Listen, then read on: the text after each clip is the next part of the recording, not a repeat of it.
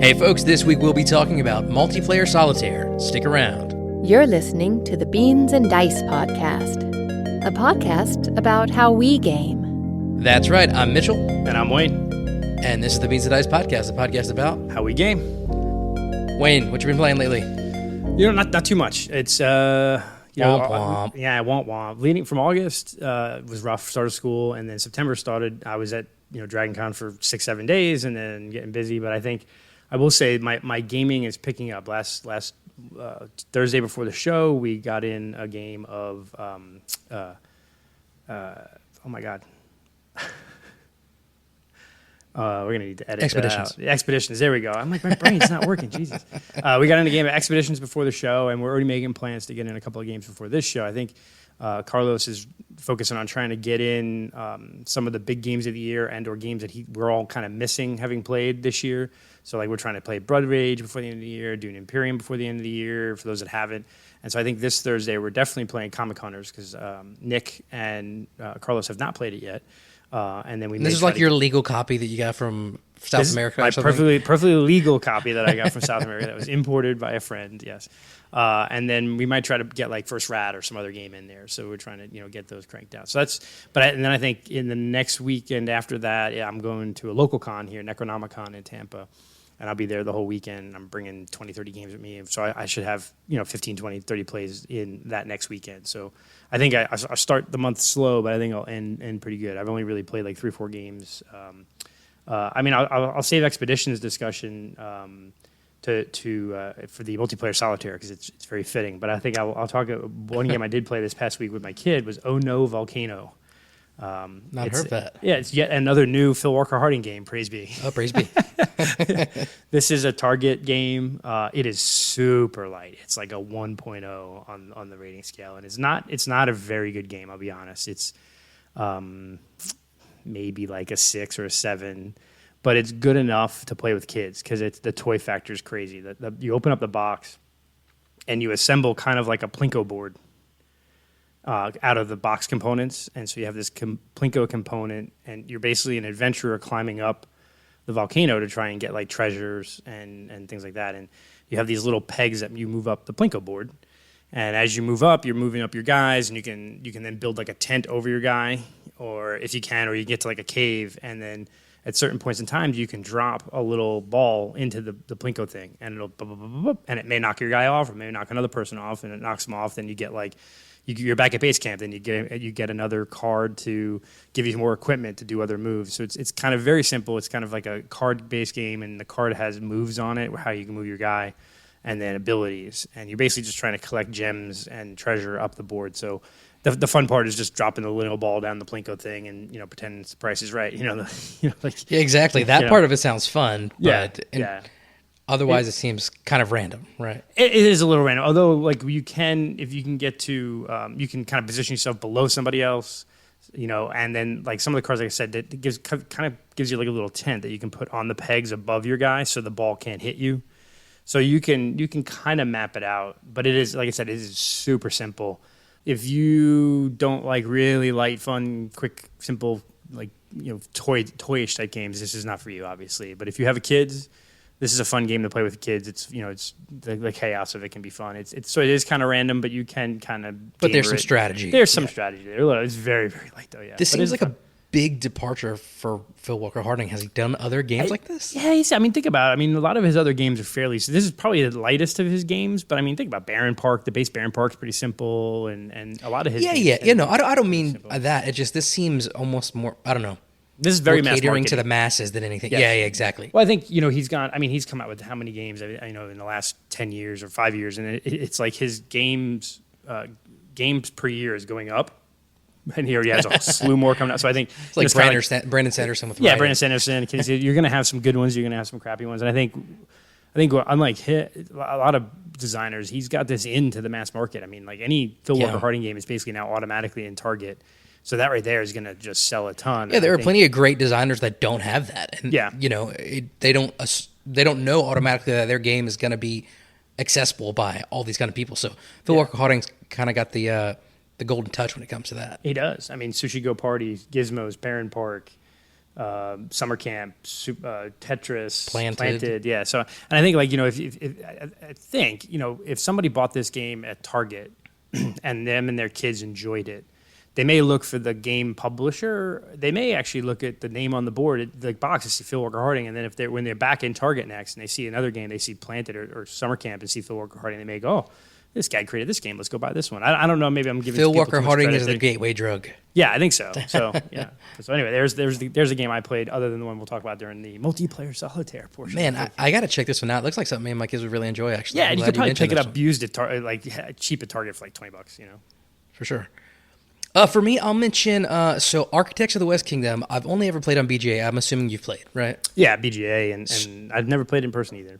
So I played it in person with the Works of Wonder expansion, which is the most recent one that came out last year, over at BJ's. Actually, a rare time we were at BJ's that we didn't stream it this past weekend. His nephew Jared, he's pipes galore in the Discord. Okay. Had the expansion that he got for almost free from Game Nerds on Nerds Day. So the Works of Wonder expansion. At first, I wasn't sure about it because it seemed like it was adding a new mechanic that I was like, dude, does it really need another mechanic? Because it has these wonders. There's one per resource that you can build. And whenever you build it, not only is it a lot of victory points, but also you can put it out on the board and it's pretty much like a permanent worker for you. And so I'm like, does it really need that? But what I actually liked more than that was this sideboard that they included. And there's a new track called Influence. And basically you can use your influence to decrease costs for things, which made doing a lot of the other actions actually really efficient. Now, there's a caveat to that, and this is the part we didn't like as much.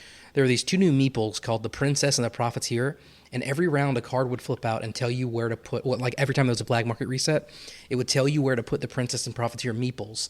And whenever you would go there, you had to be careful because whenever the next black market reset came, if you were in the location of the Profiteer, you'd have some type of negative effect, and then you'd go to jail. But if you were where the princess was and you had the most there, you get a positive effect. So kind of, it was cool in that they moved around the board and it kind of augmented what each space did. But it was a little much to constantly be like, I'd look at that meeple, then I'd have to go and read the card to see what it did. That part we didn't like as much, but the ability to, like I said, augment the cost of things based on that new track was fun. And then the wonders, they were really, really expensive. Of course, they should be. They're a wonder. And so at first we were like, man, there's no way we're going to be able to build these. However, there's this really cool mechanic throughout the game. On that sideboard, there's a new action you can go to that you can donate like just one resource toward a wonder and get a small benefit. And now it like permanently decreases the cost of the wonder. So by the end game, I think we were actually able to build 2 of the 5, and we were really close to being able to build the 3rd one before the end of the game. So this is an expansion. It surprised me because, like I said, I'd never played the game in person. I'd only played a few times on BGA.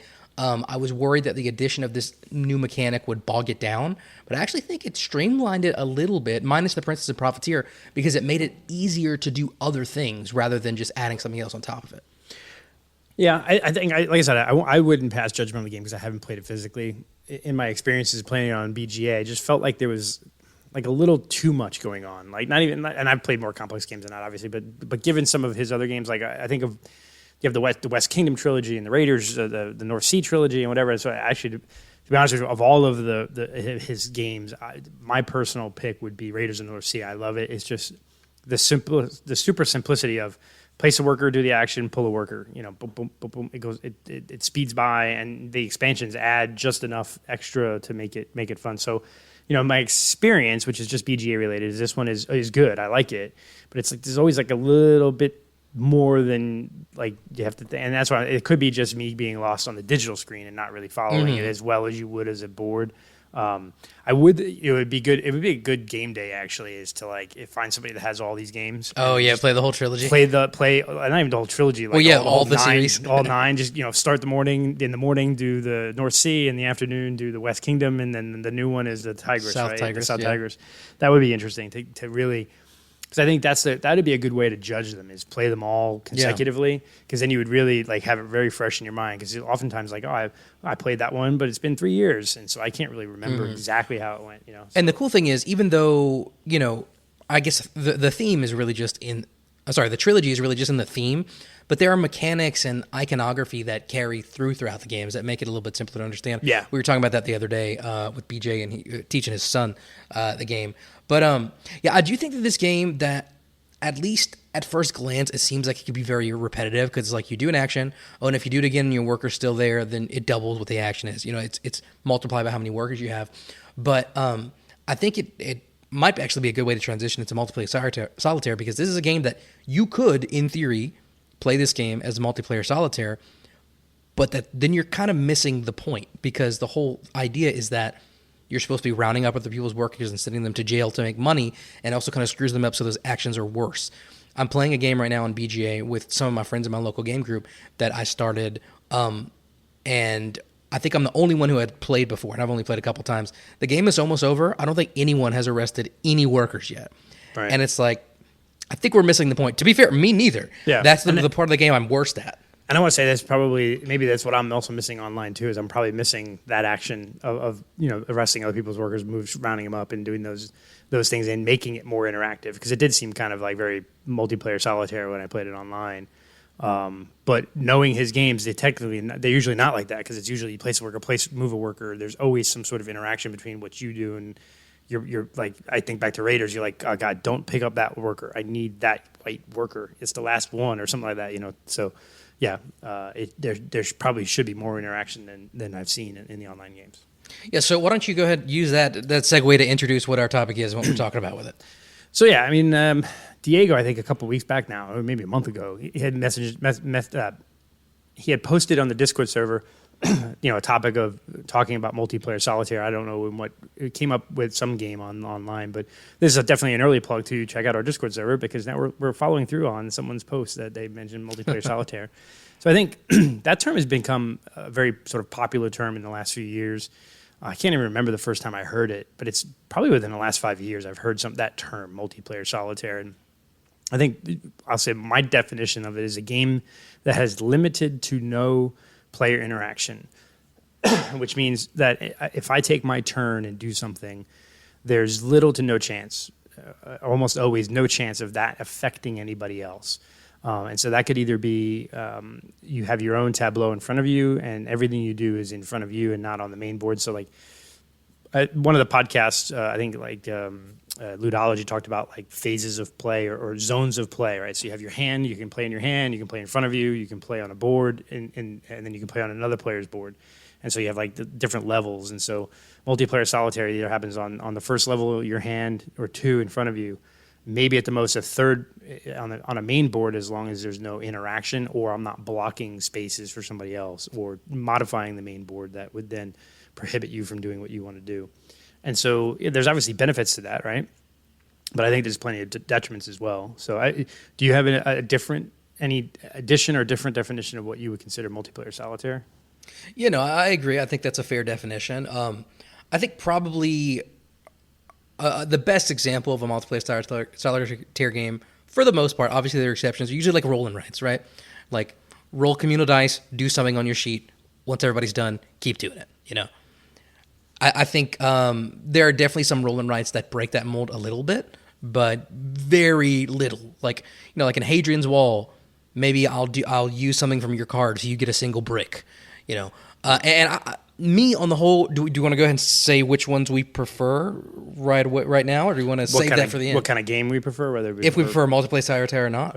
Yeah, I think we hold on to that and talk about it. Okay. You guys got to stick around. Yeah, you got to stick around. But I think like a roll and write, like cartographers, right? 90% of the game, if you're playing with other people, is you're not interacting. The only interaction is when the monster comes out, and it's really just I get to choose how the monster screws up your board. It's not even like I'm really doing it. It's really I just get to orientate it, differently. So, yeah, I mean, I think that's an interesting view. Is most roll and writes are multiplayer solitaire, and I think it's sort of though predates the roll and write craze because I think a lot of people were talking about a lot of Euro games, right?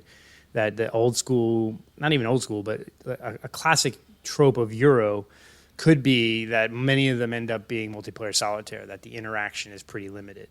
For example, like even Castles of Burgundy, right, which is like my favorite game of all time, other than you picking the thing I need, right, from the main board, it really, you're not impacting me. I just have to pivot what I'm doing. There's I very think that's little. a pretty big. I would not consider Burgundy to be under here because if you pick, how many times has someone picked the tile you wanted? It happens sometimes a on lot. purpose. Yeah, I guess if you're hate drafting, to draft the one tile I need. I mean, usually what happens in Burgundy. If you're playing with Rob, he's definitely taking the tile. He's definitely taking a tile you need. But I think the people are going to pick silver first. People are going to pick the castles next, and then you have a couple tiles. So it is. But they're picking that because you'll pick it. Yeah, that's true. But I don't know if so that's it's not solitaire at that point.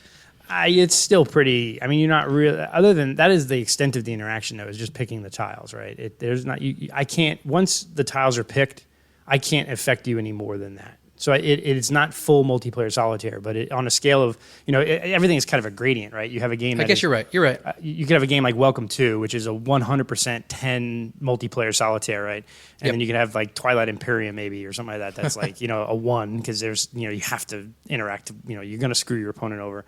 Burgundy is going to be a 5 or less. It's going to be closer, or higher than 5. It's going to be closer to a Welcome to than it is a war game, right? Or Axis and Allies, right? It's in the grand scheme of things. So I don't really think of I'm sure there's pure multiplayer solitaires, but there are games that are mostly multiplayer solitaire with limited interaction. And Burgundy's probably not the greatest example of it, but after the tiles get picked, your board is your board, and there's no adjusting it, there's no changing it. You can't screw with me after I've picked the tile.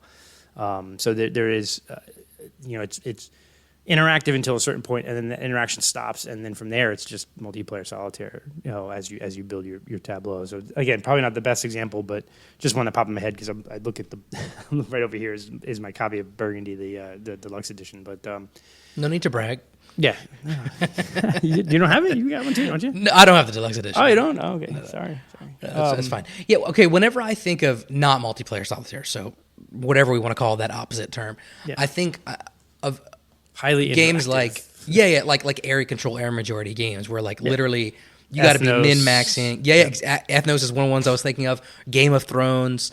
And whenever I think of my experiences playing those games, they're always so tense. Like I have to be hyper focused, thinking about what I'm doing, getting into your head, which I'm not necessarily saying is a bad thing, but I have very vivid memories of all right, if I go here, I got to make sure he doesn't go there. So I'm watching his every move. I'm trying to poker face it, Mm-hmm. And I think that's one thing that with multiplayer solitaire games, you don't have that tension and those moments where it's like, this is going to make or break the game, what they do right now. Yeah. I think it's the difference is it's not as stressful, or it's stressful in a different way. You're building your own tableau and you only have your own mind as an enemy. Right, sort of. Mm-hmm. That's a great way to look at it. I'm building my little tableau over here by myself. No one's interacting with me. I'm only going to do as good as my own brain can map it out. Whereas if it's an interactive game, I have to do that, and then I have to hope and pray that you don't see the move that I want, or you don't have the same thought process that I do, and so there's a stress of I have to rethink this, or I have to make sure that they're not seeing, I'm not tipping my hand too early that I'm about to, move into this one area or something like that, and so I think it depends. Go ahead. I'm sorry, go ahead. No, go. I was gonna say, can you think of any games that are a true 100% multiplayer solitaire? Because even with Welcome to, I'm thinking sometimes what I'm doing is being affected. Like if I know you've already done 2 permit refusals, I know the game's about to end, so it's gonna affect me even in the slightest bit. Are there any? I guess maybe Rolling Realms. Yeah, the game is going to have a finite amount of turns regardless. Yeah. The Super Skill Pinball probably is pretty multiplayer. Yeah. I mean, I think Welcome to is really. I mean, if that's really towards the end of the game, I think the only thing you got to think about, the only thing that may change is if I'm watching your board and looking at what you're doing, and I can see that you've done a whole row, or you've gotten 2 of the bonus, the not permit refusals, the achievement planning, things, the planning, the street planning. Then I might have to rethink. Oh man, I got to try to finish one real quick or something like that, and that really kind of changes. But really, in general, I don't know. I don't actually do that very often. I think that's the other thing too. Is I try not to just watch what other people are doing, and maybe I should more often in some games. But I just want to focus on my own game, not necessarily try to figure out how to screw up your game. So even. Even Wingspan or Distilled or those kind of games which have some interaction, but it's not heavy interaction. I'm not really going to be paying attention to what you're doing, or even viticulture. Like, I'm not looking at your board. I'm maybe looking where you're playing your pieces, but I'm more focused on trying to build my own engine than try to mess up your engine. And in general, over the years, I've always felt that, yeah, you're going to win sometimes by trying to be that jerk that takes the one spot that somebody needs. But unless it benefits you in the long run, most of the times it's not going to be your benefit. If you play the most optimal way for you to score or you to build your engine, then you have a better chance of winning than when you try to play the spoiler. I don't know. That's just my... I think it depends on the player count. In a 2-player game, it's a zero-sum. That is a little different. Yeah. I'm talking about like 3-4 player games. But, I mean, true multiplayer solitaire where you're not interacting at all, other than those roll and writes...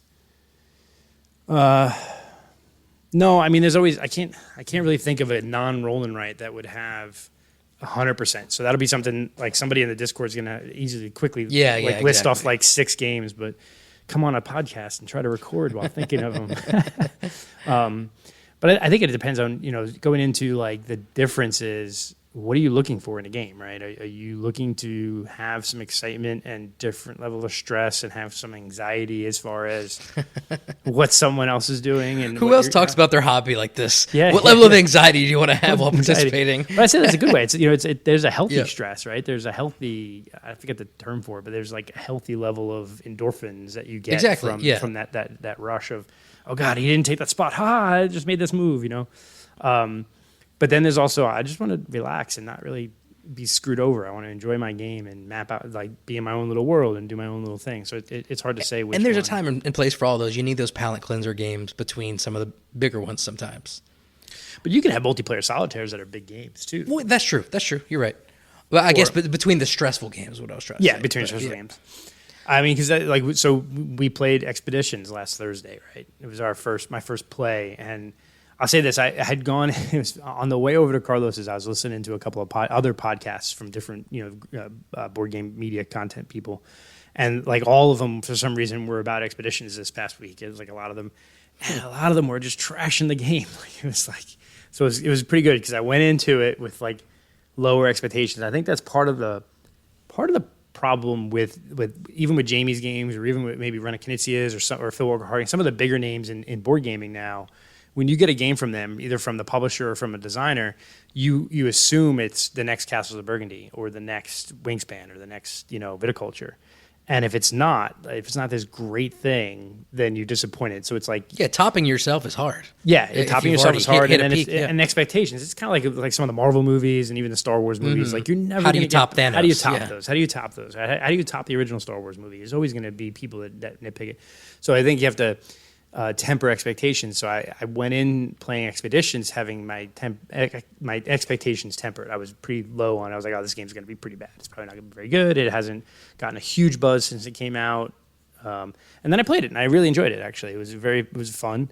But, man, it was pretty much multiplayer solitaire. I mean, that's other than the main board where you're moving your mech around, and if someone is clogging a spot you want to go to, which could delay you a turn, right? Because by the time it comes around to you, they have to move, right? Because really, it's very hard to stay in the same spot in multiple spot turns. You've played Expeditions, correct? Yeah, I have it. Okay. And I slightly disagree. I could see where you're coming from, but also, and I think you'll realize this with more plays, not trying to say I'm luring it over you that I've played more times, but also that the corruption's pretty important, especially the 20 power corruption. So there's some racing in terms of that in, flipping it over, being the first to be able to see what that tile is. I'm not saying it's the most interactive game there is, but I think there are definitely a few more levels than you're giving it credit for. And I think I went in expecting something different. I was talking about this the other day. It's like Stonemaier games, it's like if you go in expecting one thing, you're not going to get that. That doesn't mean it's bad. Like I remember Carlos was talking about Tapestry, how like he thought it was a Civ game. So he went in and he's like, this is not a Civ game. But he built it as a Civ game kind of though. Well, thematically. But anyway, whenever you realize it's not that and you play it for what it is, it's enjoyable. Same thing. Yeah. If people go in expecting Scythe, which is very interactive and you have to be looking at what other people are doing, at least in the latter half of the game, you're not going to get that. But it's something different that also has merit, I think. Yeah. I mean, although, so there's just the one play for me and you've played a few times. But even Nick, who's played a couple of times, had said, there's a decent chunk of this game that's sort of solo. There's only, like I said, if we viewed it on a scale of 1 to 10, like 1 being the least multiplayer solitaire and 10 being the most multiplayer solitaire, Expeditions is higher than a 5. It's higher than it's a 7 in that range because I don't know if I agree with that. the only real interaction is where your mechs are. Now, yeah, there's a race to the 20 spot, but that's only one of 4 scoring areas anyway. And you could easily score as many points just going somewhere else. That's really the only blockable thing is the first one to get that 20 thing. Or, we played a 4-player game and towards the end there, the corruption tokens had somebody else take the last couple of production things. I couldn't have gotten to the 7 that I needed to have a scoring token, right? So there's a couple of instances where you can be blocked from doing what you want to do. But other than that, there's no blocking anything. Like if I can complete quests, I can do the melding, there's nothing else in the game that you can stop me from doing.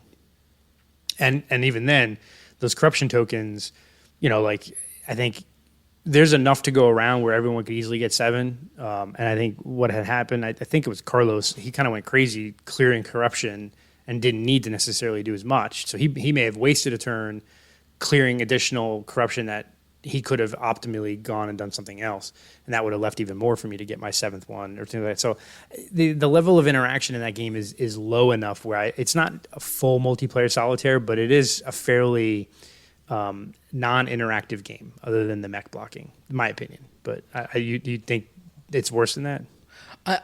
Wait, worse? Not worse than that, but I mean, like more involved. Yeah. Do you think there's more? Do you think there's more interaction than just that? I mean, I agree that it is not the most interactive game out there. I feel like there's more interaction than you're giving it credit for. But we might just be comparing, apples. And I guess that's an interesting question. Is like I'm kind of viewing it as a spectrum. When I hear multiplayer solitaire, there's like you said, I don't know, there's going to be examples, but there's a ton of examples where are just pure, you're by yourself doing your own thing, or even just solo games, right? So there's solo games, which is obviously crazy on the spectrum. So there. Final Girl, single player right? solitaire. Single player solitaire, right? And then you have multiplayer solitaire, which is like we talked about some of the roll and writes and stuff. But then I think there's a lot of games that I think the second part of the definition I had earlier was limited interaction. And so when there's very limited interaction or few instances in which you can affect my final board state, that ends up being sometimes lumped into multiplayer solitaire. Maybe unfairly though, right? Yeah, no, I can say I think that makes sense. Yeah. But is that fair? I guess that's a question for you because I think that you may have a different view on that. Is it fair to lump a game with limited interaction closer to the multiplayer solitaire games than not? I almost feel like, like you said, there's a spectrum 1 to 10, but there almost needs to be a term for something in the middle. Yeah, well, I don't even know what's the opposite. There's really no what's there's not a term for the opposite. The opposite, and that's what's funny is like we come up with these terms. We had Euro, so years ago you had Euro games and you had Ameritrash games, right? Mm-hmm. And then people said, well, it's not really trash, it's Ameri dice or whatever. People didn't like that term, right? So they stopped using that term. But it's almost like we've moved away in like the last year or two from using the term Ameritrash and Euro because there's so much crossover now, right? Exactly, yeah. You think about there's a lot of theme in a lot of Euro games now. There's more dice being used in Euro type games than in the past, so there's more randomness there. And I think the biggest difference between Euro and Ameritrash games, whatever you want to call them, was the luck factor, the dice and the manipulation. But we're seeing a blending of that, so you don't have to see it used as much. So I wonder if in a couple of years from now we may get away from the term multiplayer solitaire and sort of develop a spectrum of terms for it, because that would be interesting to see. Yeah, we all understand what we mean whenever we say weight, light, medium, heavy, if there could be a terminology for interactivity. Well, except for Rob, because light, medium, heavy is more like there is no such thing as a heavy game. Everything's just kind of light. No, I'm just kidding. I'm like that too, because I'll say, yeah, you are. Like, I know there's a lot of rules, but it's not like it's that heavy. It's not that heavy. I'm the same way. It's only got a 72-page rule book. It's fine. Yeah. Campaign for North Africa. It's a light game. But no, and that's I think another thing. I'm on that huge horse of like the BGG ratings and the weight scale because I think it's just all screwed. I think we should pick a game. I would say a Ticket to Ride. Ticket to Ride. Let's make Ticket to Ride a 2.5, right? And everything has got to be it's like the benchmark. It's the 0. Ticket to Ride is 2.5. I would just throw out a weight. Yeah. Are you? All right, what's a midweight game for you? What's a 2.5? Because think about, all right, so if Campaign for North Africa is the most complex game out there, or the Mr. President game that just came out from GMT that's got 10,000 pieces, if that's a 5, if you voted that's the heaviest game possible, and Go Fish is the lightest game, is like a 1 or 0, right, or 0.1, 0, whatever. I think the lowest you can go is 1. You can't rate it. Yeah, lowest going. Okay, so like a 1 to 5, right? So then you have, and then you have a 1, 1, 5, 2, whatever. So you have to pick a game that's mid-scale and say, that is what we're going. It's in a game that's been around for 20 or 30 years or whatever, and it's a game that we're going to say is mid-weight.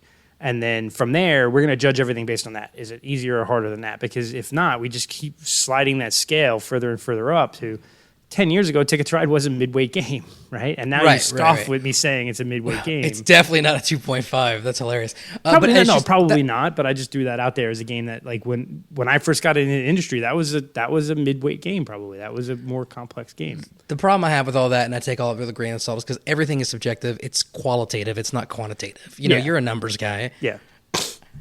But we can make it that way, right? Somebody let Scott Alden from Board Game Geek, let him come out and decree from on high that this game is going to be considered the perfect 2.5, and everything else should be judged on that. And that's, you always got to take. I mean, and that's the thing is, I think we as hardcore gamers put too much weight on BGG and its rankings. But we have to realize it's less than 1% of the market, right? That only the real hardcore gamers are on there every day rating games and that, and then the people who want to do 10s and 1s and screw up stuff like that. But this week's episode of Wayne's Rant was brought to you by the weight ratings on BGG. Let's loop back around to multiplayer solitaire. Yeah, multiplayer solitaire. Maybe we can kind of talk about our opinions, which way we lean. I would definitely say, and I don't know if I've shown evidence of this, of what I was talking. I actually don't mind multiplayer solitaire. I don't mind interaction either, but I think with multiplayer solitaire, a lot of times you can be doing your own thing, not worrying about other people. It helps the game flow a lot faster. Whenever I'm having to min-max everything you're going to do, I'm going to take a lot more time. I'm going to have a lot more AP, and there's a time and place for games like that. But I think most of the time I'm playing, you guys know me, I like to go through lots of games in a night if possible. If I could have those simultaneous turns, if I could have kind of a little bit more laid-back atmosphere, I'd prefer that over, Game of Thrones, Twilight Imperium all the time. Yeah. I would tend to agree with that. I mean, I'm definitely on the same boat of I would go for maybe not wholly multiplayer solitaire, but limited interactive. I like those games in that 6, 7, 8 range. If we're that middle range that we couldn't define. Yeah, that middle range that we have trouble, but maybe even a little bit more towards the solitaire. A little bit more than that. Yeah. Okay. Again, because I want to just relax and then make it a puzzle for myself. I do enjoy heavily interactive games. I mean, I grew up playing Axis and Allies and Risk and those Twilight Imperium and of those games. I like that, and a good rousing game of Battlestar Galactica with the Hidden Traitor and those kind of games are always fun. But I got to be in the mood for that a little bit. You got to prepare almost mentally to got to steel yourself, got to be ready, and then you have to have the right group because you can't. It's also harder to teach newer players. A little bit because you have to experience it better. Whereas, if you're doing that game that has limited interaction towards the multiplayer solitaire, you can do your turn real quick and then turn to the newbie and say, "Oh, exactly. No, this is a good idea. This is not." And I think that's another aspect too. So going back to the expedition games that we played, we were trying to get it done before the show, right? So we were trying to definitely get it in within 2 hours with the teach, which we did. But it got to the point though where Nick was sitting next to me and he would be going, and then Rob was like, "Well, I'm just going to rest or I'm going to reset, whatever that's called." And then Carlos said, "Okay, I'm on the other side of the boards. I'm just moving here and I'm doing that." And I was like, "Oh, I'm just going to rest too." And by the time Nick finished his turn, it was his turn again because we. Well, that's because it's Nick. Yeah. No. Oh, dropped my glasses. Sorry for that. Yeah, and then but we ended up doing that a bunch during the game, where somebody was going and 2 of the next 3 people were either resting or yeah, and that's a good thing, right? And, yeah, but that I think is indicative of a game that doesn't have a lot of player interaction, because if you can all 3 or 4 of you be doing your turns at the same time.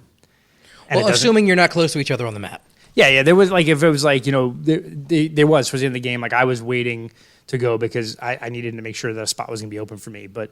There were more often than not during the game that we were able to be at least 1 and or 2 people ahead doing turns because there was such limited interaction. And I think that's where you can tell is okay, I think that might be a good litmus test is if you could be doing your turn ahead of the person ahead of you that's not yet done and it's not going to affect them in any way, then then that's definitely more towards the latter end of the spectrum there.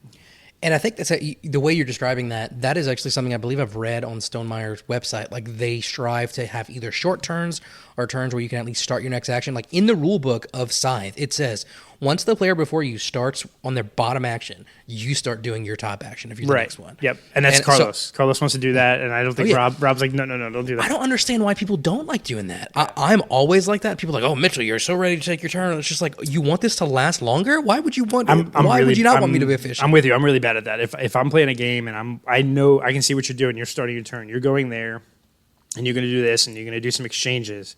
And what I'm going to do is not going to affect what you're doing. I'm just going to start doing my turn. I know that really bugs some people. I don't get it. I do, because I think people they feel, it makes them feel rushed. I totally get that, right? Mm-hmm. If they're not quite done with their turn and they want to they're thinking through it and they're already starting to think about what to do next or to make sure that they've planned it out right, it can throw somebody off, right? It can throw you off, and or some people like watching what other people are doing. So I get there's totally difference there, and it can be annoying. And I think, but it does speed up the game. I mean, we were able to get in. One of the complaints of Expeditions is it runs a little long, right? Some people I've heard from different podcasts. Not in my experience. I do think the beginning is a slog, but once you have your engine, once you get your engine going, but like we got through it with Teach in about 2 hours, so. That was pretty good for 2 of the 3 of us. It was our first play, and I think it was Rob's second play. I have evidence. We did this on stream, BJ and I. Now, we had both already played the game, and it was a 2-player game, 28 minutes. You guys are like, you have like a secret chess clock that you're Me and actually, so Jeremy, if you're listening, Jeremy always claims, he's not in the Discord, nobody knows Jeremy, around Beans and Dice. He always claims that I take long on my turns, which is BS. One time, I downloaded an app on my phone to start timing turns, and then I just decided it wasn't worth it.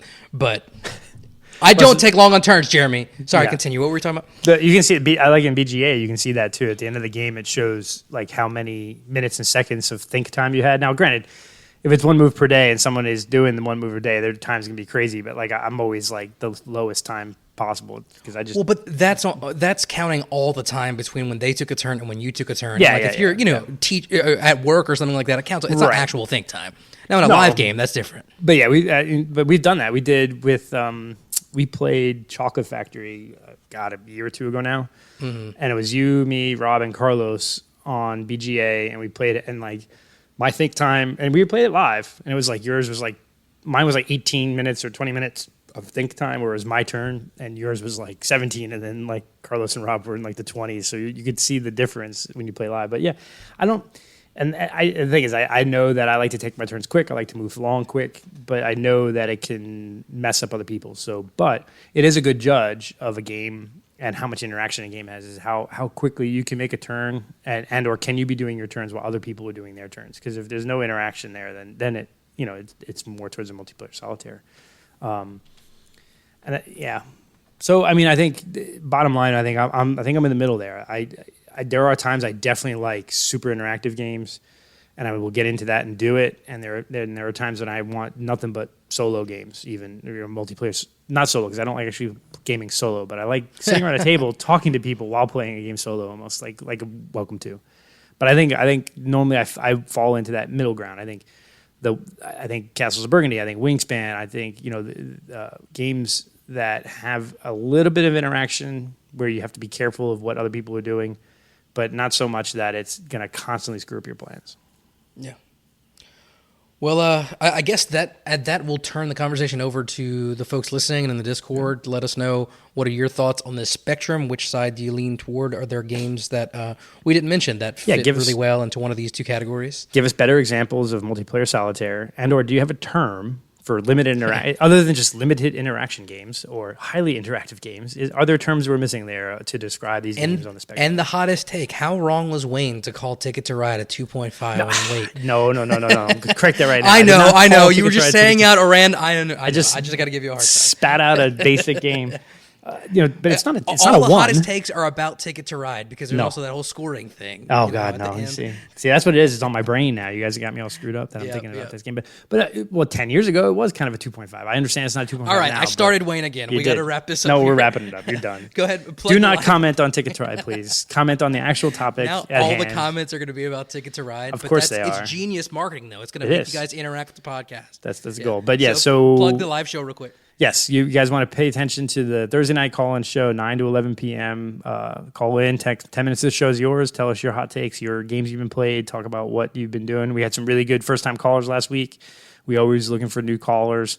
Mitchell and I were original OG callers to the show, and now we're on it and helping out with the podcast making it here. big time. We're making it big time, yeah. We're getting paid the big $0, not the little zero. But Eastern time, 9 to 11 p.m. every Thursday.